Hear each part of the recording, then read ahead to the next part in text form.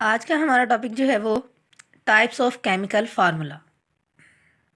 ठीक है। Last lecture में हमने पढ़ा था कि how to write chemical formula. ठीक है, केमिकल फार्मूला क्या होता है और इसकी जो है वो एग्जांपल जो थी वो हमने देखी थी। ठीक है, आज हम इसकी टाइप्स को पढ़ेंगे कि केमिकल फार्मूला जो है वो कितनी तरह का होता है।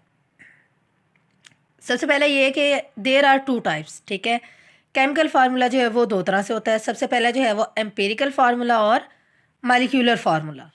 ठीक है, तो पहले एम्पिरिकल फार्मूला को देखेंगे, फिर हम जो है वो मॉलिक्यूलर फार्मूला को डिस्कस करेंगे। अब एम्पिरिकल फार्मूला क्या होता है? कहते हैं the simplest type of formula is empirical formula. ठीक है, कि जो केमिकल फार्मूला है अगर उसको बिल्कुल सिंपल फॉर्म में लिखा जाए तो वो उसका क्या कहलाएगा? वो उसका एम्पिरिकल फार्मूला कहलाएगा। ठीक है, या फिर ये कि एम्पिरिकल फार्मूला क्या होता है? It is the simplest whole number ratio of atoms present in a compound. ठीक है, फिर कहते हैं जी कि या फिर आप इसको इस तरह से समझ लो कि ये सिंपलेस्ट होल नंबर रेशियो होती है एटम्स की जो एक कंपाउंड में प्रेजेंट होते हैं। अभी हम एग्जाम्पल देखेंगे तो उससे हम समझने की कोशिश करेंगे कि इसका क्या मतलब है। एग्जाम्पल में देखें तो हमारे पास एक साइड पे लिखा हुआ है केमिकल फार्मूला। किस चीज़ का? ग्लूकोज का। ठीक है, अब ग्लूकोज का जो कंपाउंड है, ठीक है, ये किससे मिलकर बना होता है? कार्बन के 6 एटम होते हैं, हाइड्रोजन के 12 होते हैं, ऑक्सीजन के 6 होते हैं। ठीक है, एम्पिरिकल फार्मूला इसका कैसे लिखा जाएगा? ठीक है, कि एम्पिरिकल फार्मूला क्या होता है कि कंपाउंड के अंदर जो सिंपलेस्ट होल नंबर रेशियो होती है एटम की, उसको हम कहते हैं, रिप्रेजेंट करने को कहते हैं जी कि ये एम्पिरिकल फार्मूला है। अब सिंपलेस्ट कैसे होगा कि जैसे देखिए ग्लूकोज का ये केमिकल फार्मूला है, इसका एम्पिरिकल फार्मूला कैसे बनेगा? CH2O। ठीक है, अब वो भी ग्लूकोज है और ये भी ग्लूकोज है। ठीक है, तो लेकिन क्या है कि जो केमिकल फार्मूला है उसमें उसके सारे जो है वो एटम्स के नंबर्स जो है वो शो किए हुए हैं। ठीक है, लेकिन एम्पिरिकल फार्मूला में सिर्फ हाइड्रोजन के साथ नंबर शो किया गया है, वो भी 2। ठीक है, तो ये भी क्या है? ये भी ग्लूकोज का एम्पिरिकल फार्मूला है। ठीक है, लेकिन हमेशा हम जो है वो केमिकल फार्मूला लिखते हैं। एम्पिरिकल फार्मूला जो है जस्ट अंडरस्टैंड करने के लिए कि अगर कभी कहीं पे अलग से क्वेश्चन आ जाए कि एम्पिरिकल फार्मूला क्या होता है तो उसको सोल्व करने के लिए ये। ठीक है, अदरवाइज हम जो कंपाउंड्स होते हैं उनको उनके केमिकल फार्मूला से शो करवाते हैं। ठीक है, अब ये CH2O कैसे बना? देखिए मैथ जब करते हैं हम तो हम क्या करते हैं, कुछ क्वेश्चन ऐसे होते हैं कि जिनको हम क्या करते हैं कि एक ही जो टेबल होता है, ठीक है, उस पे उनको जो है वो डिवाइड करने की कोशिश करते हैं या उसको एक ही जो है वो टेबल से मल्टीप्लाई करने की कोशिश करते हैं। ठीक है, जैसे अगर यहाँ पे मैं बात करूँ कि C6 है, H12 है, O6 है, अगर हम इनको 6 के साथ जो है वो डिवाइड कर दें, ठीक है, तो क्या होगा जी? 6 के साथ कैंसिल हो जाएगा। ठीक है, 6 1 द 6। ठीक है, फिर सेकंड 6 भी वैसे ही जो है वो कैंसिल हो जाएगा। ठीक है, और जो रह गया 12, तो 6 को अगर 2 बार मल्टीप्लाई करेंगे तो वो कितना हो जाएगा? वो 12 हो जाएगा। तो इस तरीके से इनकी जो है वो कॉमन रेशियो जो है वो निकाल ली जाती है कि देखिए ये सारा C6H12O6 जो है वो 6 के टेबल पे डिवाइड हो जाता है। तो इसलिए क्या हो जाएगा? इसका सिंपल फार्मूला इस तरीके से आ जाएगा इसका कि ये जो है वो एम्पिरिकल फार्मूला ऐसे बन जाएगा कि ये सारे 6 पे डिवाइड हो जाते हैं। तो अगर दोबारा से इनको 6 के साथ मल्टीप्लाई कर देंगे तो ये अगेन क्या हो जाएगा? C6 बन जाएगा। अगर 6 को 2 से मल्टीप्लाई करेंगे तो H12 हो जाएगा। फिर 6 को 1 से मल्टीप्लाई करेंगे तो वो क्या हो जाएगा? 6 हो जाएगा। ठीक है, तो इस तरीके से ये इनका केमिकल फार्मूला से एम्पिरिकल फार्मूला लिखा जाता है। बिल्कुल वैसे ही जैसे केमिकल फार्मूला के बारे में क्वेश्चन होता है कि how to write chemical formula. ठीक है, कि केमिकल फार्मूला कैसे लिखा जाता है। तो एम्पिरिकल फार्मूला केस में क्या होता है कि how to determine empirical formula, कि एम्पिरिकल फार्मूला को कैसे डिटरमिन किया जाता है केमिकल फार्मूला से। ठीक है, तो ये हम देखेंगे। कहते हैं it is determined bye knowing the percentage composition of compound. ठीक है, परसेंटेज कंपोजिशन ऑफ कंपाउंड क्या होगा कि देखा जाएगा कौन कितने परसेंट के हिसाब से जो है वो प्रेजेंट है। जैसे अभी हमने ग्लूकोज की एग्जांपल देखी तो देखें कार्बन के 6 एटम थे, ठीक है, हाइड्रोजन के 12 थे और ऑक्सीजन के 6 थे। ठीक है, तो अब इनकी परसेंटेज निकालते हैं तो वो कितना बनता है? वो 6 बनता है। ठीक है, कि 6 को अगर हम इनके साथ जो है वो डिवाइड कर दें तो वो इंपेरिकल फार्मूला आ जाएगा उसका ग्लूकोज का, और अगर जो है वो 6 को इंपेरिकल फार्मूला के साथ जो है वो मल्टीप्लाई कर देंगे तो उसका ग्लूकोज का केमिकल फार्मूला बन जाएगा। अगेन एग्जाम्पल्स देख लेते हैं। एग्जाम्पल में जिस तरह से टेबल बना लीजिएगा, कंपाउंड्स है, केमिकल फार्मूला है और एम्पिरिकल फार्मूला है। कंपाउंड में सिलिका है, ठीक है, जिसको सैंड भी कहते हैं, इसका केमिकल फार्मूला है SI, यानी कि सिलिकॉन और ऑक्सीजन O2, ठीक है, सिलिकॉन डाइऑक्साइड। तो इसका एम्पिरिकल फार्मूला क्या बनेगा? सिलिकॉन डाइऑक्साइड, ठीक है, क्योंकि इसमें जो एलिमेंट्स, जो एटम है, ठीक है, ये एलिमेंट्स हैं, इनकी जो परसेंटेज कंपोजिशन है वो सेम नहीं है, ठीक है, तो इनको एज इट इज़ इनका जो है वो एम्पिरिकल फार्मूला उठा के लिखा जाएगा। लेकिन अगर ग्लूकोज की बात करें तो ग्लूकोज की जो है वो परसेंटेज कंपोजिशन जो है वो हम निकाल सकते हैं। और वो किस तरीके से निकालेंगे कि ये जी 6 इनकी परसेंटेज आती है कि अगर 6 को डिवाइड कर दें तो एम्पिरिकल फार्मूला आ जाएगा CH2O, और अगर CH2O एम्पिरिकल फार्मूला को 6 से मल्टीप्लाई कर दे तो वो अगेन जो है उसका केमिकल फार्मूला बना देगा, ठीक है।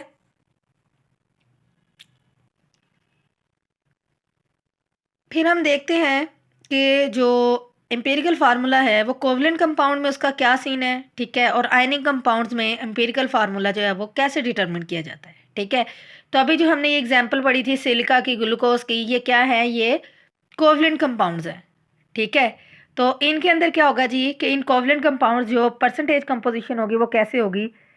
सिलिका की एग्जांपल है तो कहते हैं सिलिका, जिसका जी कॉमन नेम क्या है? सैंड, ठीक है, has simplest ratio of 1:2 of silicon and oxygen respectively. Respectively का मतलब होता है तरतीब वाइज, जैसे कि जो 1 है वो सिलिकॉन है, यानी कि सिलिकॉन का 1 एटम है, और जो 2 है वो ऑक्सीजन का है कि ऑक्सीजन के 2 एटम है रिस्पेक्टिवली, एक तरतीब में। जैसे कि 1:2 लिखा हुआ है तो इसका मतलब ये होगा 1 सिलिकॉन के लिए है और 2 जो है वो ऑक्सीजन के लिए है, ठीक है।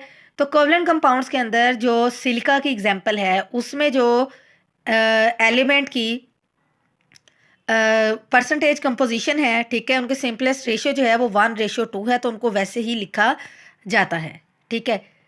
ग्लूकोज की अगर हम एग्जांपल देखें तो ग्लूकोज में क्या है? ग्लूकोज है simplest ratio of 1:2:1 of carbon, hydrogen and oxygen respectively, ठीक है। कि ग्लूकोज के केस में इसकी सिंपलेस्ट रेशियो क्या बनेगी इन एटम्स की? कि देखें, कार्बन के लिए कार्बन की रेशियो कितनी होगी? 1, हाइड्रोजन की रेशियो क्या होगी? 2, और ऑक्सीजन की रेशियो कितनी होगी? 1, ठीक है। वैसे तो क्योंकि जो एम्पिरिकल फार्मूला है वो नाम ही क्या है कि जो एलिमेंट या एटम प्रेजेंट है उनकी सिंपलेस्ट रेशियो, ठीक है, अदरवाइज केमिकल फार्मूला तो उनका पूरा पूरा लिखा होता है। तो इस तरह से जो ग्लूकोज है उसमें कार्बन, हाइड्रोजन और ऑक्सीजन जो है 1:2:1 की रेशियो में जो है वो प्रेजेंट होते हैं। उसके बाद हम देखते हैं कि आयनिक कंपाउंड्स के अंदर जो है वो एम्पिरिकल फार्मूले का क्या सीन है। देखें, आयनिक कंपाउंड को हम जब भी स्टडी करते हैं, ठीक है, तो उसके लिए हम उनको कैलकुलेट करने के लिए हम क्या यूज़ करते हैं? फार्मूला यूनिट का जो है वो हम इस्तेमाल करते हैं, ठीक है। अब आयनिक कंपाउंड जहाँ जहाँ भी आयनिक कंपाउंड का जिक्र आएगा वहाँ वहाँ पे उनके लिए स्पेसिफिक यूनिट जो यूज़ होता है वो क्या होता है? वो फार्मूला यूनिट होता है, ठीक है। कहते हैं द सिंपलेस्ट, अब फार्मूला यूनिट क्या है? कहते हैं the simplest whole number ratio of ions as present in the ionic compounds. अब आयनिक कंपाउंड्स क्या होते हैं कि सिंपल सी बात है, वो आयंस से मिलके बने हुए होते हैं, ठीक है। तो इसलिए कहते हैं जी कि जो होल नंबर रेशियो होगी ना आयंस की, कि कितने आयंस जो है वो मिलके जो है वो एक कंपाउंड बना रहे हैं, तो वो क्या कहलाएगा? वो उसका फार्मूला यूनिट हो जाएगा, ठीक है। या फिर आप ये कह सकते हो the simplest unit taken as a representative of an ionic compound. ये देखें, जो कोवलेंट कंपाउंड होते हैं उनको भी हम शो करवाते हैं, यानी कि उनका केमिकल जो फार्मूला होता है, ठीक है, और उनका एम्पिरिकल फार्मूला कैसे होता है वो भी हमने डिस्कस किया है, ठीक है। लेकिन आयनिक कंपाउंड के अंदर या तो आप उसको फार्मूला यूनिट कह लोगे कि वो जो है वो क्या होगा? आयनिक कंपाउंड के लिए एज एम्पिरिकल फार्मूला इस्तेमाल होगा, या फिर एक ऐसा फार्मूला जो आयनिक कंपाउंड को रिप्रेजेंट करता है वो क्या होगा? वो उसका एम्पिरिकल फार्मूला होगा, ठीक है। अगर हम ओवरऑल बात करें या सिंपल इसको मज़ीद सिंप्लीफाई कर दे तो ये है कि कोवलेंट कंपाउंड में तो केमिकल और जो है वो एम्पिरिकल फार्मूला मिल जाता है, ठीक है, उनका होता है। लेकिन जो आयनिक कंपाउंड होंगे इनका सिर्फ और सिर्फ जो है वो एम्पिरिकल फार्मूला होता है, ठीक है। अब आयनिक जो फार्मूला, जो आयनिक कंपाउंड है, इनका जो भी फार्मूला होगा, जिसको हम बजाय इसके कि केमिकल फार्मूला कहें, हम उसके लिए क्या यूज़ करते हैं? फार्मूला यूनिट का जो है वर्ड यूज़ करते हैं, ठीक है। तो जो आयनिक कंपाउंड का केमिकल फार्मूला है या फार्मूला यूनिट है वही उसका क्या है, वो एम्पिरिकल फार्मूला है। ठीक है, सिंपल ये बात यहाँ पे की गई है कि डेफिनेशन बता दी आयनिक कंपाउंड की कि उनको किस तरह से रिप्रेजेंट किया जाता है। आयनिक कंपाउंड को हमेशा फार्मूला यूनिट से जो है वो रिप्रेजेंट किया जाता है। ठीक है, अब वो जो फार्मूला यूनिट है जो आयनिक कंपाउंड को रिप्रेजेंट करेगा वही उसका क्या होगा, वो उसका एम्पिरिकल फार्मूला होगा, वही उसका आयनिक कंपाउंड का केमिकल फार्मूला होगा। ठीक है, अब इसमें आयनिक कंपाउंड में जो एम्पिरिकल फार्मूला है वो क्या है जी, कहते हैं ionic compounds only have empirical formula. ठीक है, यानी कि जो आयनिक कंपाउंड का जो फार्मूला डिटरमिंड है, ठीक है, वही उसका सारी तरह का फार्मूला होगा, केमिकल भी, फार्मूला यूनिट भी और एम्पिरिकल फार्मूला भी। ठीक हो गया। इसकी एग्जांपल्स अगर हम देखें तो एग्जांपल में इस तरह से टेबल बना देना है आपने। कंपाउंड्स है, फार्मूला यूनिट है और एम्पिरिकल फार्मूला है। ठीक है, सबसे पहले कंपाउंड हमारे पास है सोडियम क्लोराइड, ये आयनिक कंपाउंड है और इसका फार्मूला यूनिट क्या होगा, इसका केमिकल फार्मूला क्या होगा, वो होगा सोडियम क्लोराइड। ठीक है, और इसी तरह से ये इसका सिर्फ ये आयंस जो है वो लगाए गए हैं सिर्फ दिखाने के लिए कि कैसे जो है वो दो आयंस आपस में मिलके उसका जो है वो फार्मूला यूनिट बना रहे होते हैं। ठीक है, अदरवाइज ये सिंपल है, अगर इनको ना भी लिखेंगे तब भी ये फार्मूला यूनिट है और अगर आप लिख देंगे तब भी ये फार्मूला यूनिट है।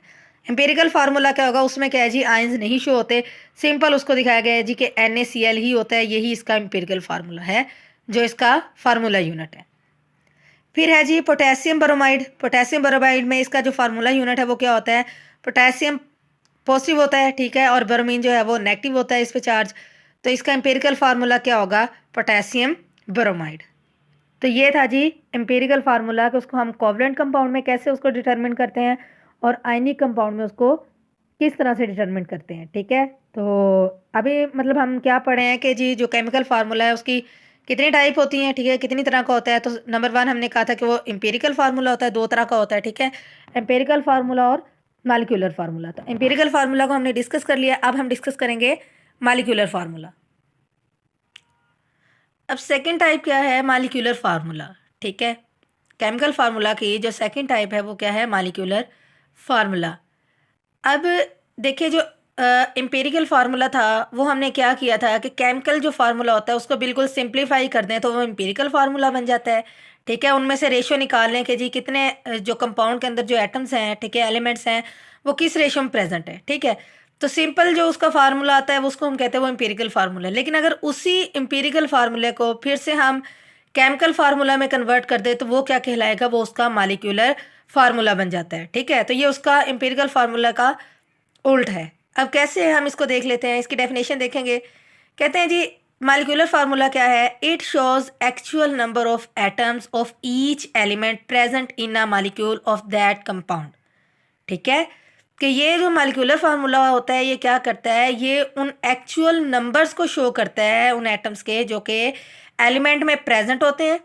ठीक है, और वो एलिमेंट मिलके क्या बना रहे होते हैं, मालिक्यूल। ठीक है, जो कि किस में प्रेजेंट होता है, उस कंपाउंड के अंदर प्रेजेंट होता है। ठीक है, यानी कि एक कंपाउंड के अंदर जितने भी एटम्स प्रेजेंट होते हैं, ठीक है, उनके जितने एक्चुअल नंबर होते हैं, 2 हैं, 3 हैं, 4 है, जितने भी होंगे, तो उसको एक्चुअल जो पूरे का पूरा फार्मूला शो करवाता है वो क्या होगा, वो मालिक्यूलर फार्मूला होगा। ठीक है, सिंपल यही समझ लें कि वो केमिकल फार्मूला को ही हम क्या कह रहे हैं कि वो उसका मालिक्यूलर फार्मूला होगा। लेकिन इसको बनाया कैसे जाएगा, इसको एम्पिरिकल फार्मूला से जो है वो मालिक्यूलर फार्मूला में कन्वर्ट किया जाएगा। ठीक है, एग्जाम्पल की बात करें तो जैसे देखें बेंजीन है। ठीक है, अब इसका मालिक्यूलर फार्मूला क्या होगा, C6H6। अगर हम बात करें सिंपल के, अगर हम इसको एम्पेरिकल फार्मूला में लिखें तो इसकी रेशो क्या आ जाएगी, CH।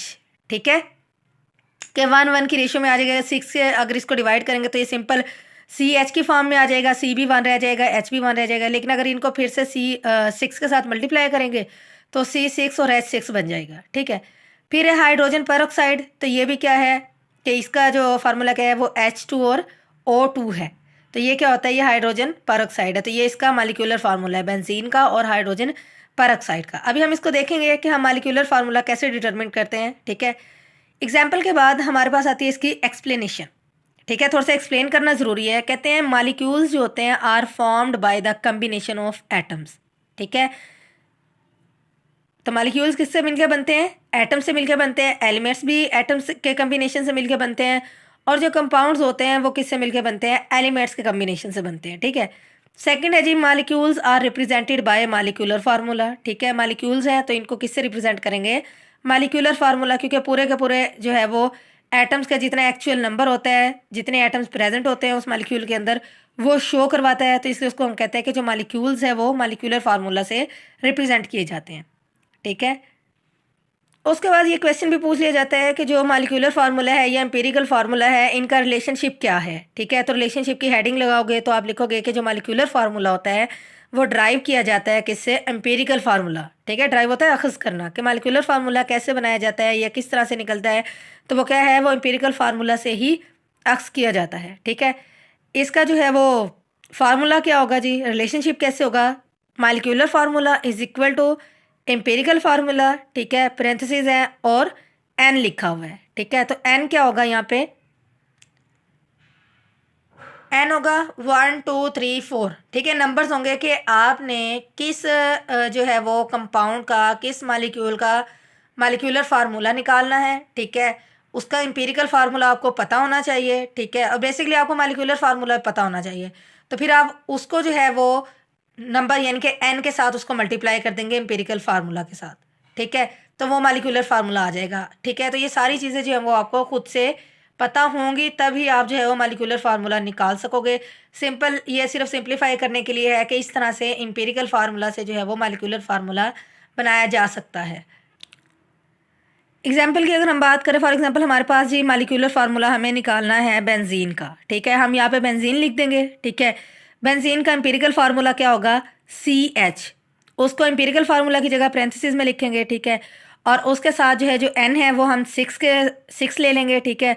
तो उसको 6 को अगर हम C के साथ और H के साथ मल्टीप्लाई करेंगे तो वो क्या आ जाएगा, C6 और H6। तो इस तरीके से वो क्या बन जाएगा, वो बेंजीन का मालिक्यूलर फार्मूला हमें मिल जाएगा, जो कि किससे निकलता है, एम्पिरिकल फार्मूला से। इसकी एग्जांपल देखें, ठीक है। सबसे पहले कंपाउंड है, फिर एम्पिरिकल फार्मूला है उसका, और फिर जो है मालिक्यूलर फार्मूला है। ये CH के आगे जो O है इसको जो है वो इग्नोर कीजिएगा, ये जो है वो कुछ भी नहीं है, सिर्फ CH जो है वो इस पर फोकस कीजिएगा, ठीक है। अब पहला कंपाउंड है बेंजीन, ठीक है। बेंजीन का एम्पिरिकल फार्मूला क्या होता है, CH, ठीक है। तो इसका मालिक्यूलर फार्मूला कैसे होगा कि हमने अभी पीछे जो है वो इसका रिलेशनशिप भी पढ़ा है, ठीक है। पैरेंथेसिस के अंदर CH लिखोगे और उसको मल्टीप्लाई करोगे, एन का जो नंबर होगा वो 6 होगा।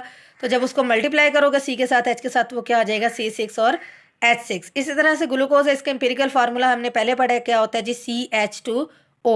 हमें ग्लूकोज का केमिकल फार्मूला पता होता है, उससे हम निकालते हैं उसका एम्पिरिकल फार्मूला, और फिर एम्पिरिकल फार्मूला से हम निकालते हैं मालिक्यूलर फार्मूला।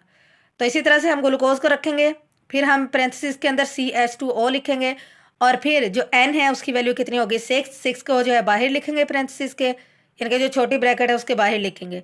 उससे फिर इनको मल्टीप्लाई कर देंगे तो C6 आ जाएगा, H12 आ जाएगा और O6 आ जाएगा। तो इस तरह से इनके हम जो है वो एम्पिरिकल मालिक्यूलर फार्मूला निकाल सकते हैं, ठीक है। अब इसके अंदर भी जो है, ठीक है, दो तरह के केसेस आते हैं, ठीक है। क्या होता है जी कि कहते हैं जी देखें, कुछ कंपाउंड्स ऐसे होते हैं जिनका एम्पिरिकल और मालिक्यूलर फार्मूला सेम होता है, ठीक है। और कुछ ऐसे कंपाउंड्स होते हैं जिनका एम्पिरिकल और मालिक्यूलर फार्मूला जो है वो डिफरेंट होता है। तो वो बस हम सिंपल इसको स्टडी करेंगे कि जी हेडिंग क्या है जी, compounds with same or different empirical and molecular formula. सबसे पहले हम देखेंगे compounds with same empirical and molecular formula, ठीक है। वो कंपाउंड जिनका सेम एम्पिरिकल और मालिक्यूलर फार्मूला होता है, उनकी एग्जांपल्स देखेंगे, ठीक है। उनकी एग्जांपल्स में क्या आएगा, फर्स्ट पे है जी वाटर, ठीक है। वाटर का जो एम्पिरिकल फार्मूला होता है वो क्या होता है, H2O, और जिसका मालिक्यूलर फार्मूला होगा वो भी क्या होगा, H2O। जैसे हमने सिलिका का पढ़ा था कि सिलिका जो है उसका अगर केमिकल फार्मूला देखें तो वो भी सेम है, SiO2, ठीक है। और उसका एम्पिरिकल फार्मूला देखें तो वो भी सेम है। तो कुछ कंपाउंड्स ऐसे हैं जिनके एम्पिरिकल और मालिक्यूलर फार्मूला दोनों सेम होते हैं। इस तरह से हाइड्रोक्लोरिक एसिड है HCl, तो इसका एम्पिरिकल फार्मूला भी वही होगा और इसका मालिक्यूलर फार्मूला भी वही होगा। अगर हम इनका एम्पिरिकल फार्मूला निकालेंगे केमिकल फार्मूला से तब भी यही आंसर आएगा, अगर इनका एम्पिरिकल से मालिक्यूलर फार्मूला निकालेंगे तो तब भी जो है वो यही आएगा, ठीक है। तो ये थे वो कंपाउंड्स जिनका सेम एम्पिरिकल और सेम मालिक्यूलर फार्मूला होता है, ठीक है। उसके बाद है जी सेकंड केस क्या होगा कि compounds with different empirical and molecular formula. ऐसे कंपाउंड जिनका जो है वो एम्पेरिकल फार्मूला भी डिफरेंट होता है और मालिकुलर फार्मूला भी डिफरेंट होता है, और ऐसे कंपाउंड जो है वो बेशुमार है। ठीक है, इसकी एग्जांपल्स देख लेते हैं।